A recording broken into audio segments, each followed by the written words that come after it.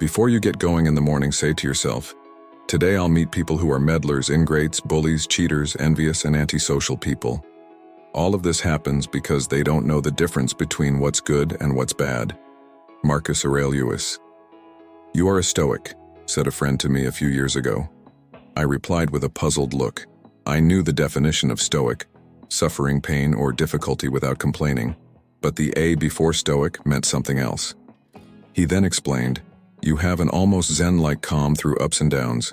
You control your emotions, do not let external events upset you, reflect a lot on what happens, are generally happy and content, and are always wondering how to become a better version of yourself. These are the key ideas behind Stoicism. You should look it up. That was the first time I had come across Stoicism. The fault was entirely mine. The focus on engineering early on in my career meant that the liberal arts were given short shrift. This is the one thing I would undo if I had a chance to live life again. Philosophy was a word I dreaded after doing a compulsory course during my undergrad in IIT. It took me almost 3 decades to forget those scars and take a fresh look at philosophy, economics, and the related arts. As I read about Stoicism, I realized that my friend was right. I had lived life on the principles of Stoicism without understanding that there was a name for it. Since then, I have read up more on Stoicism and have even advocated it to many others. What the Greeks and Romans came up with a couple thousand years ago has modern-day relevance. They also tie in with some of the ideas in Jainism around detachment. These ideas have helped me not just in personal life, but also in business as an entrepreneur, to live through more than 30 failed ventures and maintain equanimity through the 3 successes I have had in the past 3 decades. When I spoke to others about Stoicism, I realized most were like me a few years ago. Very few had heard about Stoicism. Hence this series, to summarize the key ideas, provide some stories from my life, and offer suggestions on leading a better life. We cannot control the events that happen, but can control our reactions to those events. The writings and wisdom of people like Marcus Aurelius, Epictetus, and Seneca can help us lead a happier life, and also create a continuously improving version of ourselves. It can mean better relationships with those around us, at home and work. And by doing so, we will have less stress and greater mental calm. Each of us may have our own way to reach that state: meditation, long walks, journaling, and so on. But what I like about Stoicism is that it provides a holistic approach rather than point solutions. Philosophy is the study of ideas and beliefs about the meaning of life. I wish I had studied it more when I was younger. This series is a way to correct that mistake and offer advice to others who are younger and likely to find it useful. In today's always-on world, where it can be hard to find peace and tranquility amidst a constant flurry of meetings and messages, Stoicism offers a guide to a more fulfilling life. A Stoic is someone who transforms fear into prudence, pain into transformation, mistakes into initiation, and desire into undertaking. Stoicism is a school of Hellenistic philosophy founded by Zeno of Citium in Athens in the early 3rd century BC. It is a philosophy of personal ethics informed by its system of logic and its views on the natural world. According to its teachings as social beings, the path to eudaimonia, happiness or blessedness, is found in accepting the moment as it presents itself, by not allowing oneself to be controlled by the desire for pleasure or by the fear of pain, by using one's mind to understand the world and to do one's part in nature's plan, and by working together and treating others fairly and justly.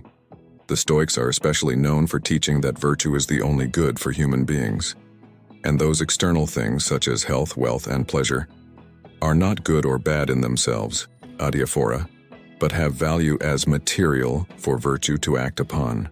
The Stoics are one of 5 major philosophical schools in classical Greece and Rome: Platonist, Aristotelian, Stoic, Epicurean, and Skeptic.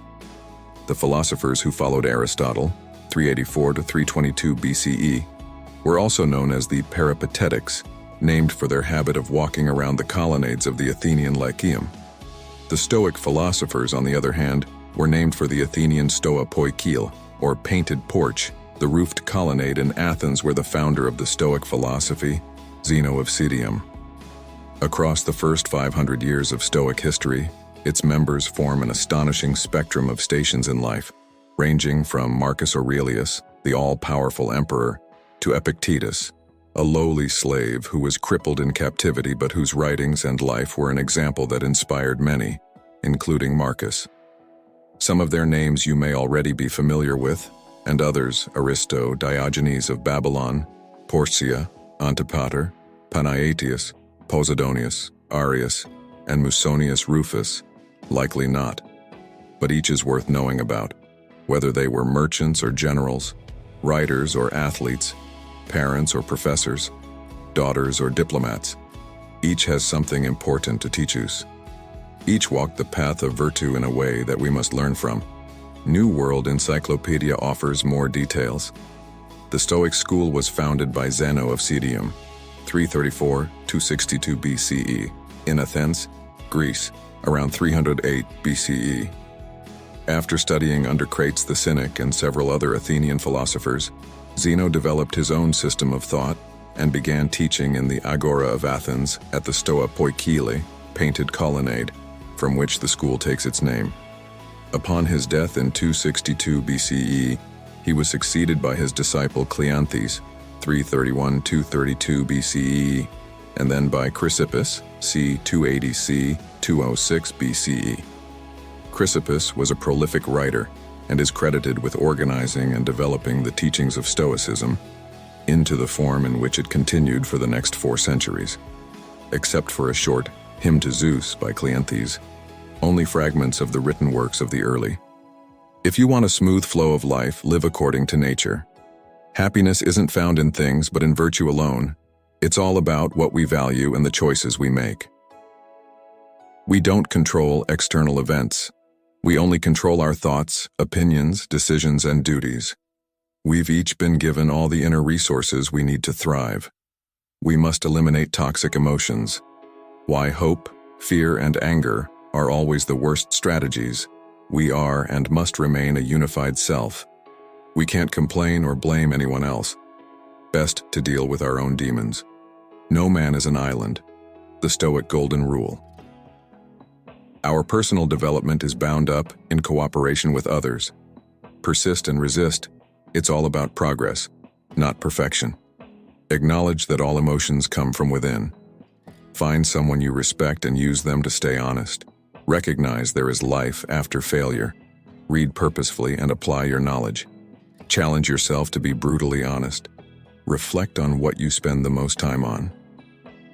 Remind yourself, you weren't meant to procrastinate. Put the phone away and be present. Remind yourself that time is our most precious resource. Focus on what you can control. Take action, be virtuous, lead by example, diminish your ego. You're not entitled to anything. Exercise your will. Practice resilience when faced with obstacles, failure, or tragedy. Choose your response. Be grateful is not things that upset us but our judgments about things, said Epictetus. How we think about things is key.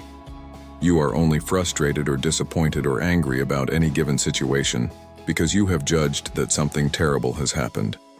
But is that judgment correct? Negative emotions such as fear, anger, or jealousy should be avoided because they are based on mistaken judgments, are unpleasant to experience, and can lead to bad actions. Anger is a temporary madness, Seneca said, and should be avoided at all costs, for all too often it can escalate to violence. It is a mistake to think that external circumstances and objects are inherently good. The only thing that is genuinely good is having a rational mind, virtuous character. This is the only thing the Stoics say we need in order to live a good life. While everything else, money, health, status, might be preferable, we'd all choose them over their opposites. None of these things are essential, and it is possible to live a good life even without them. With this in mind, the Stoics argue that it is possible to live well in any and every situation, so long as one has the right frame of mind. Whatever bad luck or adversity someone might experience, these external shifts in fortune can never undermine their frame of mind, so long as they guard it well. Our focus, then, ought to be on cultivating this excellent state of mind. This means paying attention to the judgments we make and avoiding negative emotions. It also means developing positive character traits such as justice, courage, moderation, and wisdom. These virtues will enable us to act as good citizens, in line with our nature as social animals. The ideal Stoic will thus be clear-headed and rational, but also unselfish and social, as well as ecological and global in outlook. They will value their own integrity higher than material success. They will appreciate what they have and, if they lose it, accept with good grace that nothing can be kept forever. They will behave the best they can without getting frustrated when things don't work out as hoped. If you are distressed by anything external, the pain is not due to the thing itself but to your estimate of it, and this you have the power to revoke at any moment. Marcus Aurelius. From 2001 to 2004, my wife Bhavana and I underwent multiple IVF cycles so we could have a baby. Each cycle raised our hopes only to be dashed later. It was a time of emotional ups and downs, as I have written here. While the story had a happy ending with the birth of Abhishek in April 2005, the few years that we went through the IVF treatment was one of the most challenging I have lived through, and it was even more so for Bhavana. But we saw that period through. For Bhavana, it was her faith in God. For me, it was my belief that the outcome was not entirely in my control, and I had to stay strong through the saddest moments. Growth at all costs. Mindset that prevails today. I am once again being told that no one cares about profitability, and I have made a big mistake through the past few years sacrificing growth for profits. I have thought about this often, because I also have the responsibility for Netcore's staff, many of whom have stock options.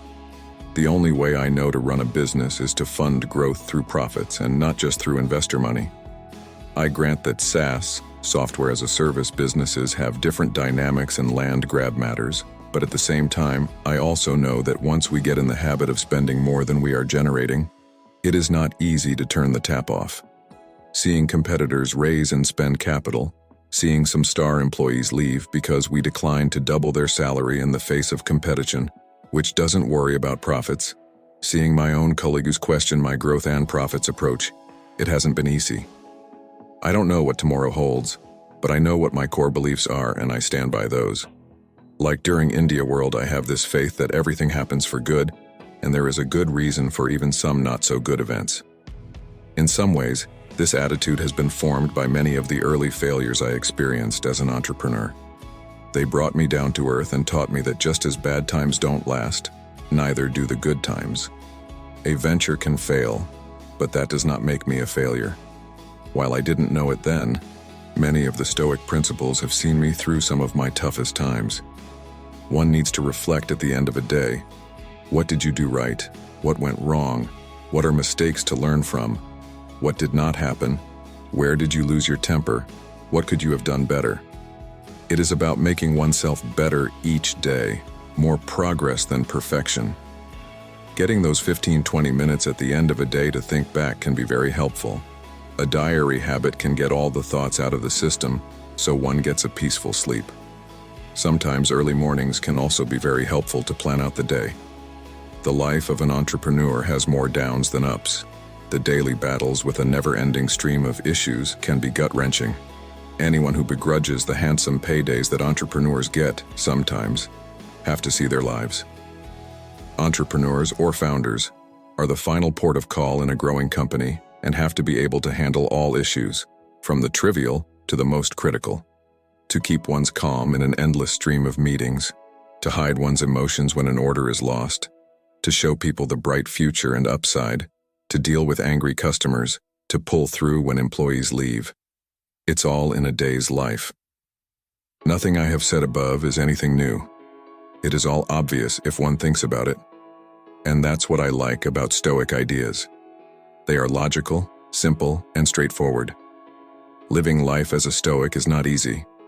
It requires great discipline, self-reflection, and awareness. It needs a mindset which is capable of constantly learning. We all are works in progress, and that is what Stoicism recognizes. With some effort, we can become better and create a happier life for ourselves and those around us.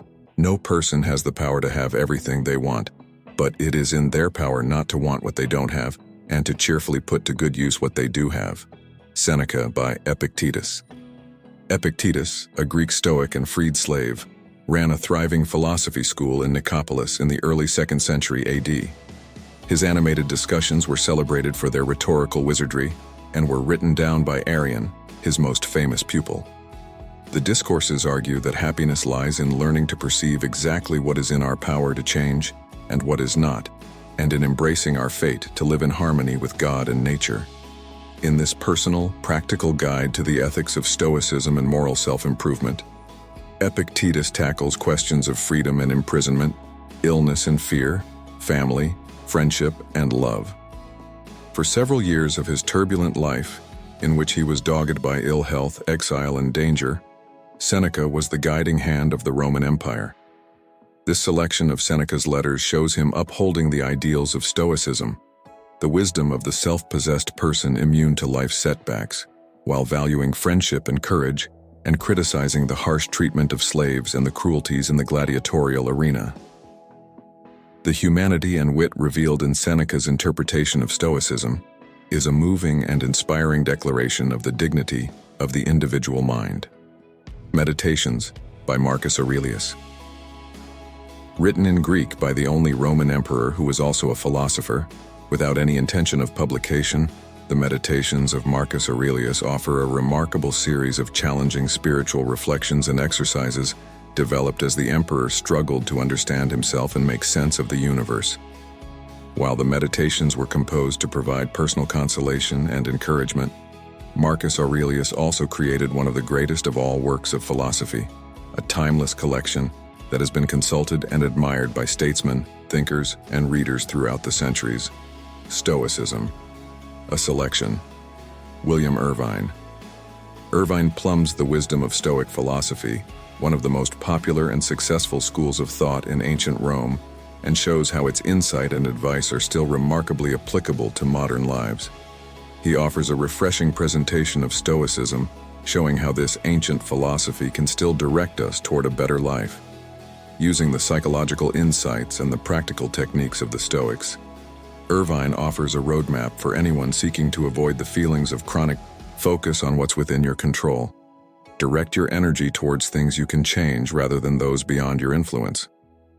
Practice acceptance.